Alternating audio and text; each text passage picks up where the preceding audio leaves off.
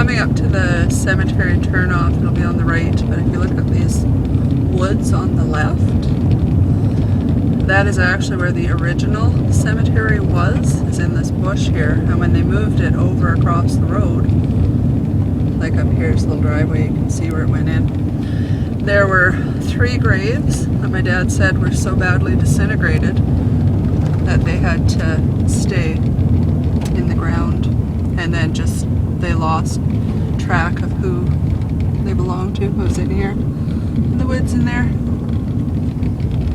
Now we're coming up to our old, what my dad used to call the old farm cemetery. Now he is resting there.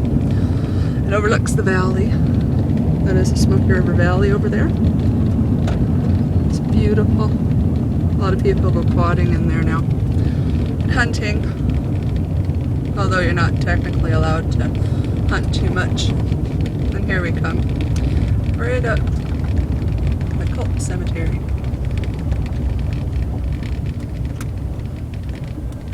It looks like it's closed. I'll have to go and open it.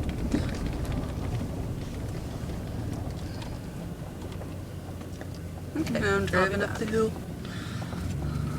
It's quite a large area for so few graves. Okay, I'm going to put you down again while I park up here, and I'll take you on a tour. And this is the Old Country Cemetery in Culp. I pretty much know everyone that's in here, or at least know their descendants. This is my dad, and Doug. That plaque my best friend's dad made for his funeral.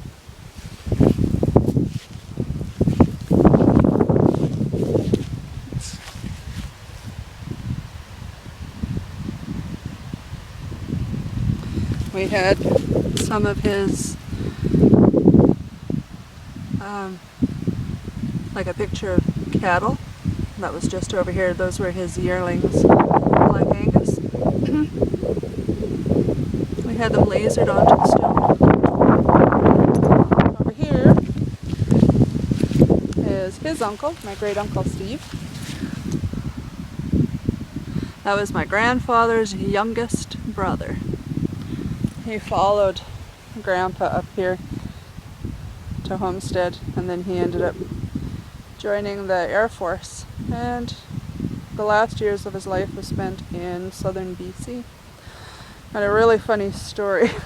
When we first brought him back, his ashes back from BC, his wife, Auntie Helen, wanted him to be interred at the foot of his brother, my grandpa's grave. And my uncle, my dad's brother, was so anal retentive, he freaked right out when he found out that Uncle Steve was buried at the foot of Grandpa's grave. So Dad had asked us, meaning myself, my sister, and my 11-year-old daughter at the time, and her best friend came up to the farm for the weekend with us, and this just came out of the blue. Dad said, "Would you mind moving Uncle Steve into his own plot?" Because Uncle Ron's having a fit, and he's tired of listening to it. So we came out here, and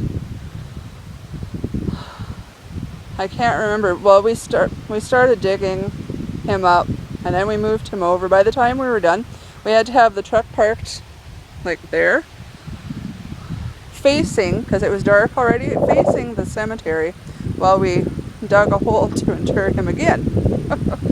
So that was kind of interesting. I'm glad nobody drives out here. It was be kind of a funny story, see people in the dark digging up a grave in this little old cemetery. But it was funny because Jen, my daughter's best friend, went back to school, and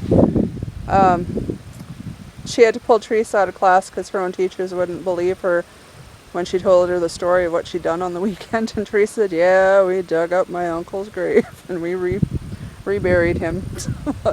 So yeah, the adventures that happen when we come out to the farm. Who else? let me see. I'll take you over to my mom's grave. This big tree is the lilac bush that my dad had planted on my mom's grave. You can't read it now because it's so faded, and I meant to take some paint out here, but I didn't have a chance to. It says, beloved wife and mother, Teresa Marie Galligan, 1949 to 1979, home at last. Now, really interesting story. This lilac bush Dad planted, obviously in 1979. And in 1989, when I became pregnant, it bloomed for the first time.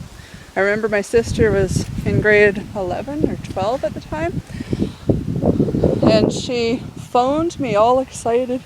You'll never guess what happened, because we've been waiting forever for this tree to bloom, because it would never bloom, and we thought, well, maybe there's no shelter up here, it was just maybe freezing, like the buds were freezing off. But yeah, she said it bloomed for the first time, and it was weird because it was her first grandchild that was coming into the world, who we named after her. My daughter's name is Teresa Marie. Over here is my grandfather. And that is, I don't know if this is the actual plow he used. I know my Uncle Ron brought this out. But from what I remember, I'm pretty sure Dad said that he donated the original plow to the local museum. It's my grandfather Bill, who died in 1981.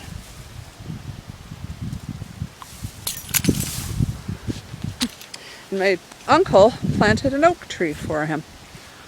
It's actually doing not too bad. There's another one at the head of his grave. Weird. Who else? Oh, over here. When my dad and mom first started dating, it was because her oldest sister was here visiting her boyfriend a lot. And this man here, George Sauka, was my aunt's, the love of her life, she always said, even to this day. She was 16 when he passed away. And that's actually how my mom and dad met, was because my mom would come up here to this area whenever Auntie Sam would come to visit George. She'd come up, and then they met at, I'm going to guess, some dances or something, because they did a lot of that back then. And then George died very tragically. My aunt was 16 years old when this happened, and he was 20. Obviously it happened in 1963. From what I remember, it was like a gas fire. I'm going to assume it was from a gas pump that exploded and he was killed. And it still affects my aunt to this day. She still misses him. And she says that he was the love of her life and she lost him too young. This picture is actually, I've seen the original picture. This one is the one that was taken of him and her together on the ski lift chair in Jasper when they had gone there for a little getaway. So it's kind of neat to know that there's an original picture that I've actually seen. It's really cool. So yeah, we visited his grave a lot when I used to come here when I was young. Who else? These people. Irvin and Lena Kopp. They were our neighbors. And they passed away in a car accident actually on the way back from a friend's funeral in Grand Prairie. They were cutting across the highway, turning off onto a secondary highway, and they were struck. They were the most wonderful people. Oh my gosh. I remember, I have so many memories. Like my youngest aunt, Penny, she came and lived with us for a little while. And she was best friends with one of their daughters. And yeah, I remember them coming over all the time. when Auntie Penny was there. Auntie Penny was kind of a wild child. So yeah, we've spent a lot of time at Irvin and Lena's, and I was so sad to hear that they'd passed. So Janie and I came out this summer and brought flowers to everyone. She really enjoyed that. This gentleman is actually one of my close friends' father. Just passed away this year. His name is Herb. I remember growing up at his house. My friend Maureen, that was the first place I ever got drunk, was drinking his booze out of the fridge in the middle of the night. And he must have known we were drunk. I mean, we were, 12? Couldn't make it down the stairs, have to go down the stairs on our butts so we wouldn't fall. And he was just such a sweet gentleman, just, oh, you silly kids, and he'd go back to bed. It was just pretty funny. So yeah, they lost him just before Christmas this year. It's quite a hard year for them. So yeah, we brought flowers to him too. And actually it's his wife and son that are taking care of the cemetery right now. They kind of come in and they try to do as much as they can to mow the grass and keep it up. And she came over for coffee once when she saw us home. And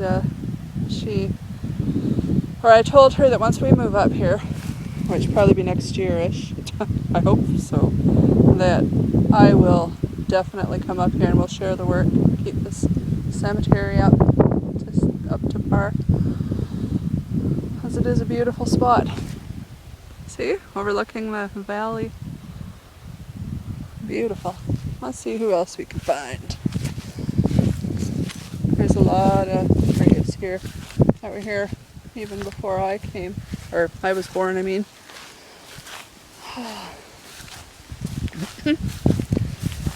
Funny story. My grandpa Bill, his second wife Mary, who passed away in 2005, she would always fight with my dad because my dad kind of took care of the cemetery when he was alive. And she always expected to be buried right beside Grandpa when she died. And my dad was sternly against it because that meant having to bulldoze over, like having to put equipment on other people's graves just to dig up the spot right beside someone in the middle of the cemetery. So he always just humored her, oh yeah, we're going to do it. And then he had always planned on just putting her at the end, somewhere over there, right? And turns out I walk around here and I see she's not even here. So her own family, like the ones, her brothers and sisters, probably had her interred somewhere else. I don't know where. So we lost touch with that side of the family for different reasons. So I thought that was kind of funny as we come here in August and walking around looking for Grandma and she's not here. So she didn't even get buried in the same cemetery as Grandpa. How sad is that?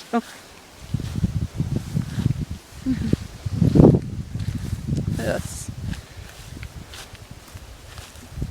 And George, he was a truck driver. He lived one of our neighbors as well. His kids were our neighborhood friends. He was a very nice man.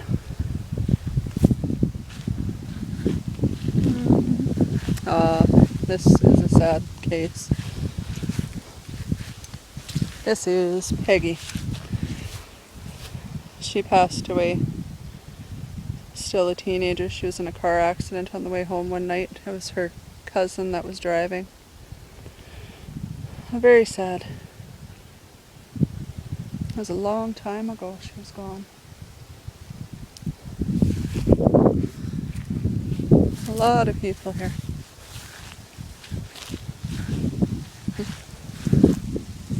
Oh, I'm going to take you down here.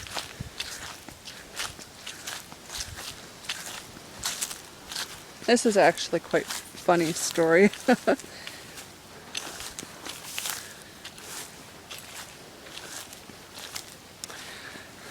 this couple, Dave and B, they were,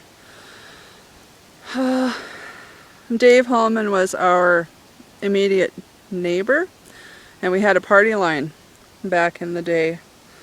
And I remember them talking for, like, we'd try and cut in to their conversations, try and make a phone call, and we'd hear them.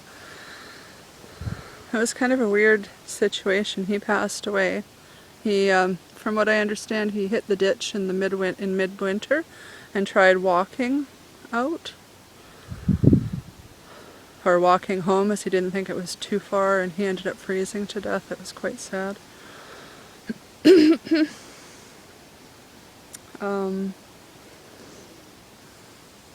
Yeah. They had a really interesting relationship. She lived in a town quite far away. I don't know if they ever did live together. They're a sweet couple. Lawrence Hallman. We knew him as Chico.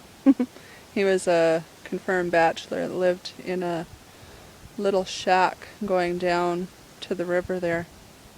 And the story was, I don't know if it was true, but I remember the rumors, is that whenever his house or his shack, like he'd built his own shack, and whenever his shack was too dirty, he would burn it down and start from scratch. I don't think that was real, but it's an interesting story. There's a lot of people here.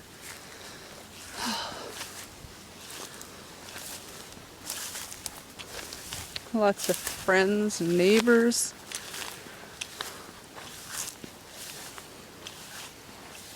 I know Peggy is sad. She was a nice girl. That was so funny because her mom found me on Facebook, and her mom's like older than my dad would be, I think. I can't imagine him even on a computer, let alone having Facebook and finding me. Oh, these Katie Witwicky.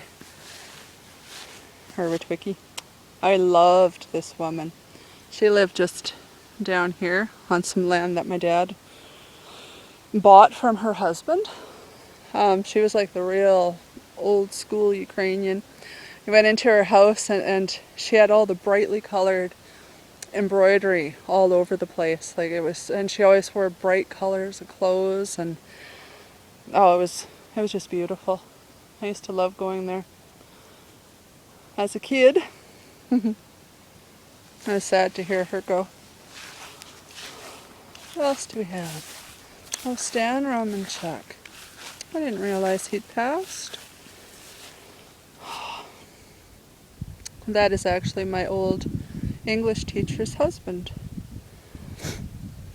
I hadn't heard that he'd passed. Oh, I think I'm going to have to go. My husband is waiting for his truck. I'm going to go down here first, I think. The Fullabrenzas. We were related to them through marriage. We knew them as the Fullabrenza boys. There was 3 of them. Confirmed bachelors. This is one of them. That's Bill. Oh no, this one's Bill. Which one is that one? Oh, John. When we go to these people, boys, they're men, they're my dad's age. When we go to their house for Halloween, they bring us like great big chocolate bars and $5 bills. And they had no kids of their own, so they spoiled us. And then our kids, when we bring them. Oh, who else do we have? Some really, really old ones. Oh, Rue Black. Wow, they used to own the store. That's gone now too.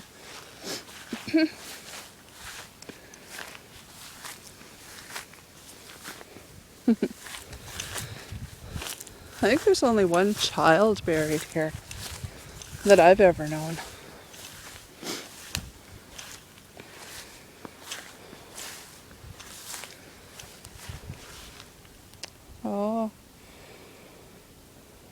That's a Harris.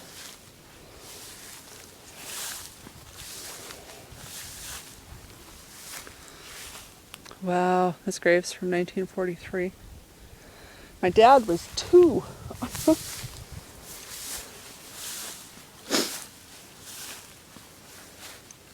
Yeah, this one's from 43 as well. Old rose bush. Oh, there's the little grave. I think there's 1 or 2. It's a pretty small cemetery, so. Yeah. Tanasiuk. He was a year old, not quite. Oh. 1951. Little guy.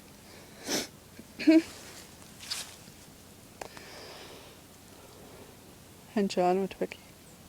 Oh. I wonder if that was, now that I'm thinking about it, that's probably Katie's son. 1951 as well. Oh.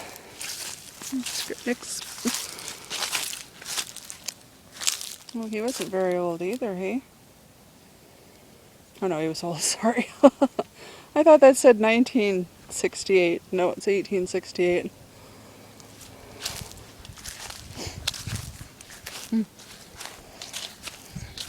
It's quite old graves. I know my dad had plans of fixing this up and adding more dirt underneath the stones. Never got around to it. Next thing you knew, he was here himself.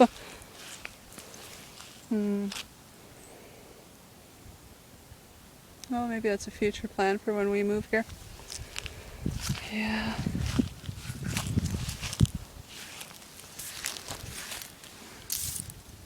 Can't even read it anymore.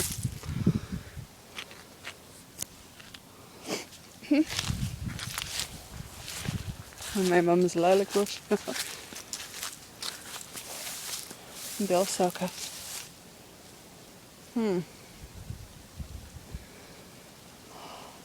Wow. Who are they down there?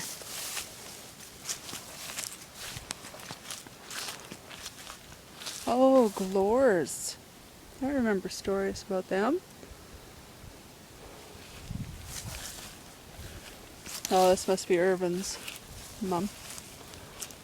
Yeah, Gertie, yeah. Irvin and Lena, who I showed you, one of the first ones. Another full of Brenza. He died the year I was born. Oh, Helen full of Brenza, that must be their mom. God, I haven't been here for so long.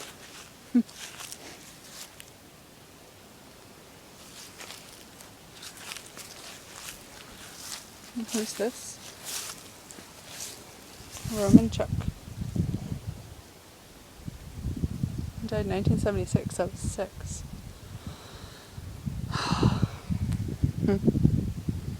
And Gordon Holman, yeah, he passed away young too. He was my dad's age. He passed away when I was 7. I can't remember the story behind that. It's flowers. Just laying here. I wonder whose grave this is. Is there any markers? Right beside Peggy. Oh, there it is. Annie Papineau. Oops. I don't even know if I know who that is. Huh. Oh, there's another marker here. There's no stone yet. That's from 2002. Oh, that's Grandma Skripnik. Vasilina. Wow. Oh, and Vasil. Okay. William and... that's her husband. Okay.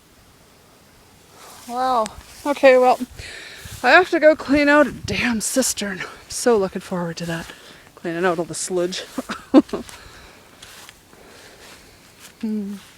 Oh, this is Bill Witwicky, it's Katie's husband.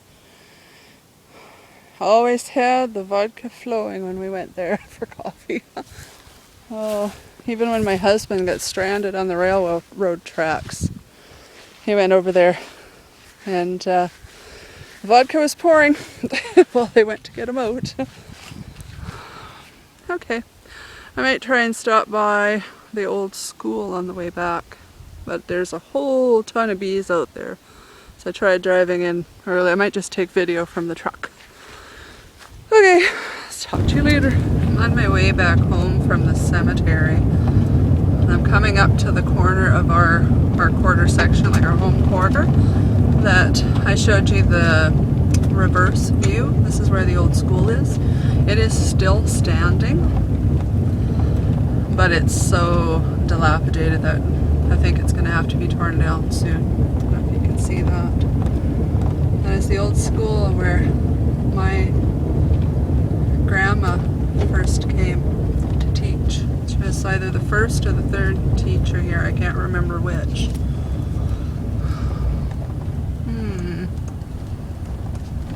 This is a crossroads. Let's see if anyone's coming. No. There, that's the old school. I'm gonna pull into the yard here. Oh my gosh, I remember swinging on that. I'm just gonna pull off to the side here. See, that's the old school. This is a little parcel of land that my grandpa Bill donated to the community to build a school on for the community back in, I'm gonna guess early 1930s. I'd have to look that up, I don't know for sure. The bees are coming to visit. There's a whole bunch of hives back there. I was gonna get out earlier and show you, walk around the yard, but yeah, there's way too many bees. And that swing set, I don't know if you can see that.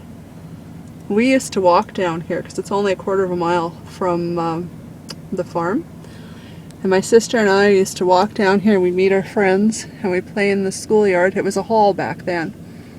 And now, like the windows are all broken out and everything. This hall is absolutely haunted. I remember here, like we would come and sit on the swings. Or I'd come by myself and sit on the swings and I could hear kids laughing from inside. Laughing and playing, and it was just bizarre.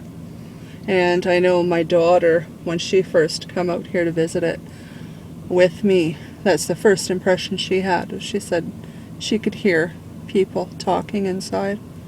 And yet back then the windows were all still in place. So yeah, anyway, this is the old school. I would get out and show you, but there's a crap ton of bees everywhere.